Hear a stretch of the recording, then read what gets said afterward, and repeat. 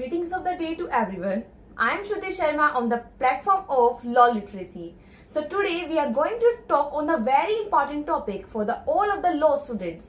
We all know that to take the admission in the most reputed law universities, we need to appear the exam CLAT. So what is CLAT? What kind of subjects we need to study in CLAT, and what things are to be noted to do the examination and to be in the form of that. So first of all, what is CLAT? CLAT is an examination to appear for all of the universities such like NLU Bhopal, NLU Mumbai, or there's a MIT University for the law of practice. So just you can go, you can appear the exam CLAT to take the admission in the law. So first of all, how we need to prepare for the law, for the CLAT examination. For the CLAT examination, you need to practice 5 subjects.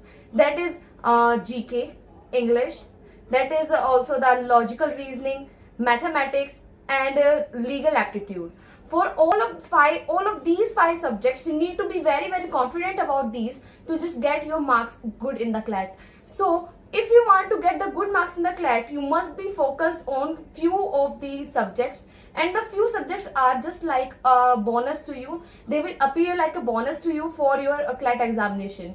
As we know, we all have studied our elementary math till 10th. So in our CLAT examination, we appear for the mathematics till the elementary math. हम सबको हमारा जो elementary math होता है, 10वीं तक का math होता है, 10th तक का मैथ होता है, 8th तक का मैथ होता है, वो सब हमको अपीयर करना होता है हमारे क्लैट एग्जामिनेशन में. और वो कुछ ज्यादा टफ नहीं होता, but you need to increase your reading skills, because हम सबको अपनी जो रीडिंग स्किल है वो हमें अपनी इंक्रीज करनी होती है, क्योंकि जो हमारा क्लैट का एग्जामिनेशन होता है वो 2 आवर्स का होता है. उस 2 आवर्स के एग्जामिनेशन में आपके पास क्वेश्चंस बहुत ज्यादा होते हैं, तो आपको उसके लिए आपकी जो रीडिंग स्किल्स हैं वे अपनी आपको ज्यादा करनी पड़ेंगी.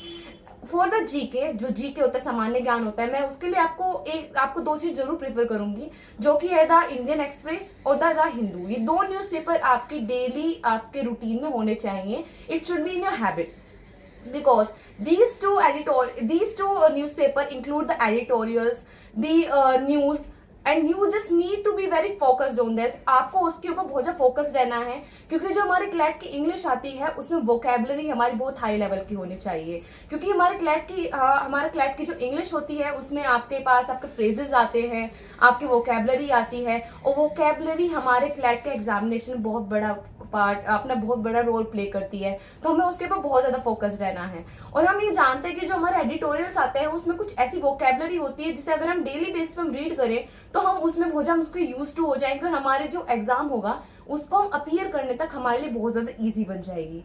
तो हमें इस चीज को हमें प्रॉपर करना होगा, हमें डेली एडिटोरियल करना पड़ेगा.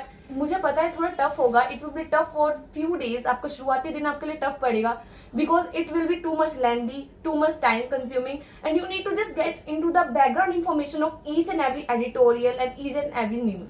तो आपको उसके लिए आप फर्स्ट डे आप एक एडिटोरियल से स्टार्ट करें, फिर दूसरे दिन आप 5 दिन आप एक एडिटोरियल आप पढ़ना शुरू करें, उसके बाद दूसरे बार में आप 2 एडिटोरियल पढ़ना शुरू करें. आप इसको अपने एक हैबिट में बना लें, जिससे कि आपको इस चीज की इतनी हैबिट पड़ जाए कि आप एक न्यूज़पेपर फिर आप जल्दी निकालना शुरू कर दें. हमारी ये चीज क्लियर हो गई. अब उसके बाद आते हैं हम लीगल एप्टीट्यूड पे. अगर आपको लीगल एप्टीट्यूड अपना बहुत अच्छा बनाना है तो मैं आपको प्रीफर करूंगी कि आपके पास बहुत सारे कोचिंग रिसोर्सेज होते हैं, बहुत सारे आपके ऑनलाइन रिसोर्सेज होते हैं.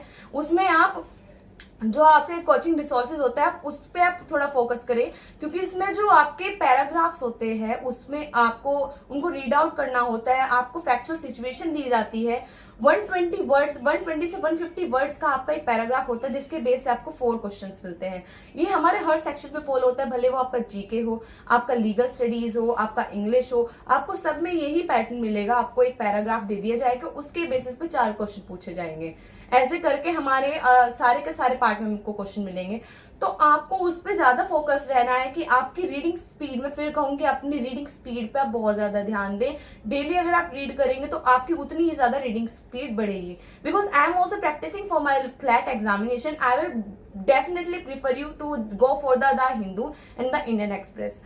और अगर अब मैं बात करती हूँ कि आपका जीके, जनरल अवेयरनेस में पता नहीं लगता कि हमारा क्वेश्चन कहाँ से आ जाए, किस चीज से आ जाए. तो सबसे पहले मैं आपको कहूंगी कि आप अपना हिस्ट्री पार्ट, ज्योग्राफी, इकोनॉमिक्स और आपका पॉलिटी, ये सब आप 11th-12th के आप एनसीईआरटी कवर करें।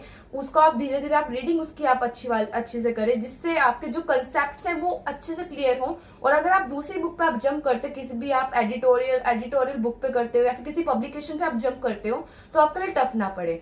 और उसके साथ साथ मैं आपको कहूंगी कि आपकी 10th तक की आपकी साइंस बहुत ज्यादा स्ट्रांग हो, बिकॉज हमारे जो डेली एडिटोरियल्स आते हैं उनमें आपको जरूर कुछ ना कुछ साइंस और टेक के पॉइंट ऑफ व्यू से आपको बहुत ज्यादा एडिटोरियल्स मिलते हैं। तो आपको उसके पॉइंट ऑफ व्यू से भी बड़े ही अच्छे से अपनी प्रिपरेशन करनी होगी। और हमें ये नहीं पता रहता कि हमारा कहाँ से जनरल अवेयरनेस आ जाए, तो आपको डेली न्यूज हेडलाइंस रीड करनी पड़ेगी। ये आपके लिए ऑप्शनल नहीं है, ये आपको करना ही होगा, because it's not a easy job to get into the news editorials. You need to be totally focused on that. और इस चीज को हम कंटिन्यू रखेंगे। और इसके साथ साथ आपको अपने बस इन चीजों पे थोड़ा फोकस रहना है, धीरे धीरे आपको प्रैक्टिस में लाना है। And that's all for today. Thank you.